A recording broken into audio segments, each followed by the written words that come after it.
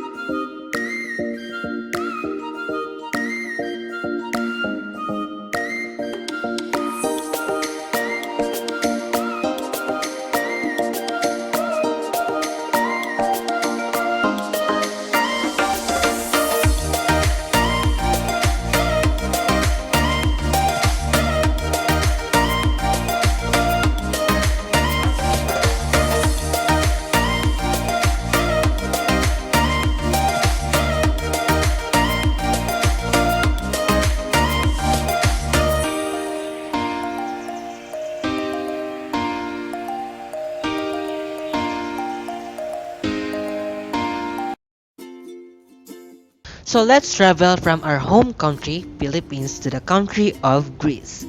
Country of Greece. The geographical landmass of Greece is 131,957 kilometers squared, and its current population size is 10.27 million as estimated at year of 2020. Did you know that the national flag of Greece consists of a white cross and a blue background in the upper left corner of the banner, with 9 equal horizontal stripes of blue alternating with white? The cross represents Eastern Orthodox Christianity, which is the official religion of Greek nation and Cyprus. Traditionally, the belief is that the 9 stripes represents the 9 syllables of the phrases Eleftheria et Thanatos, which means freedom or death, though some say they are meant to symbolize the 9 letters of the Greek word freedom, which is Eleftheria. So let's tackle about the capital of Greece, Athens. Athens is the capital and largest city of Greece. Athens dominates the Attica region and is one of the world's oldest cities, with its recorded history spanning approximately 3,400 years. The vast majority of 10.7 million population of Greece speaks Greek, which is the country's official language. So let's hear about the brief discussion of their history. The history of Greece can be traced back to the Stone Age hunters.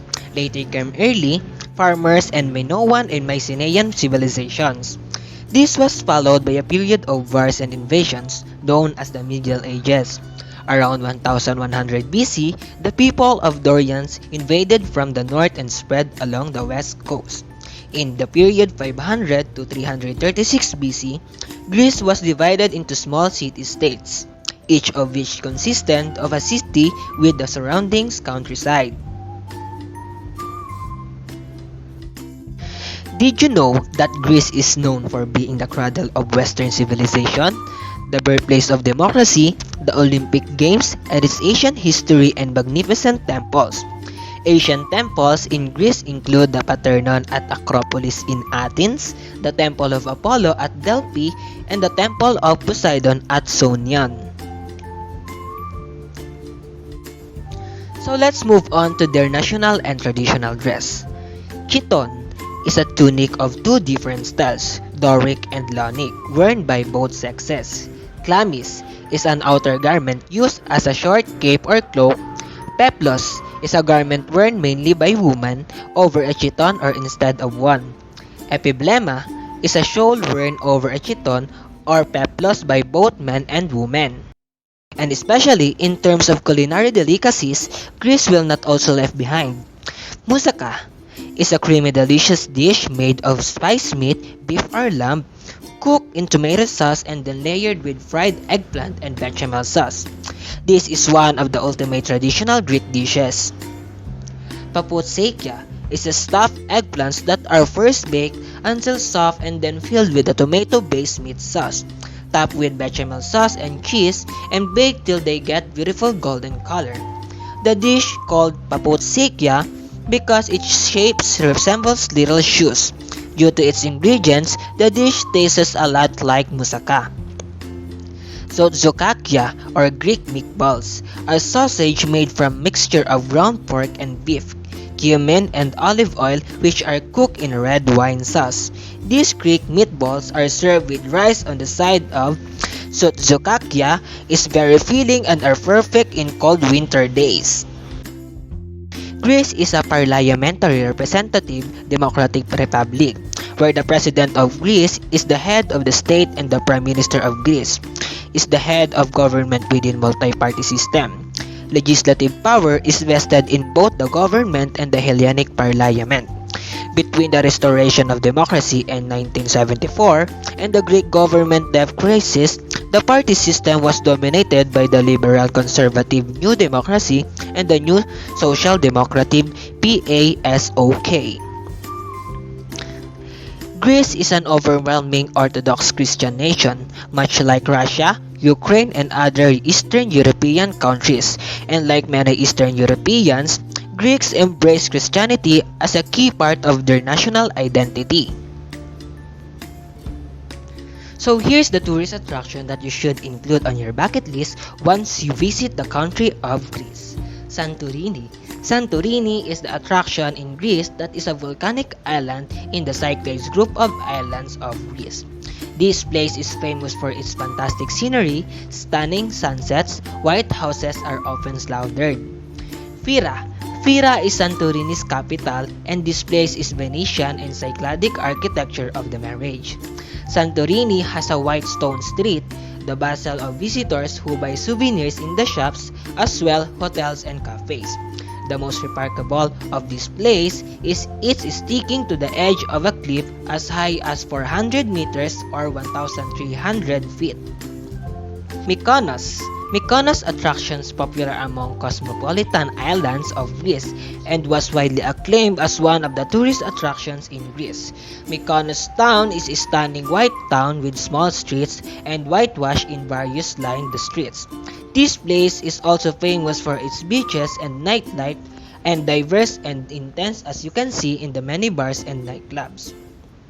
Delphi in ancient times. Delphi is a home to the shrine and oracle of Apollo in the religion of Greece. The ancient theater Delphi was built on a hill, which gives the audience the view throughout the sanctuary and spectacular views. It was originally built with only 4 seats and could accommodate up to 5,000 spectators. Now, this place is one of the major tourist attractions in Greece. Fun facts and trivias in Greece. Greece is one of the sunniest places in the world, basking in more 250 sunny days or 3,000 hours of sunshine. Each year, some islands even see around 300 days of sunshine a year. So don't forget to pack your sunscreen. Greece has 18 UNESCO World Heritage Sites. If you love visiting heritage sites, you're in for a treat in Greece. The country is home of 18 UNESCO World Heritage Sites, including world-famous sites like Acropolis of Athens, the Temple of Apollo, Meteora, and the Old Town of Corfu. Greece has a diverse array of wildlife.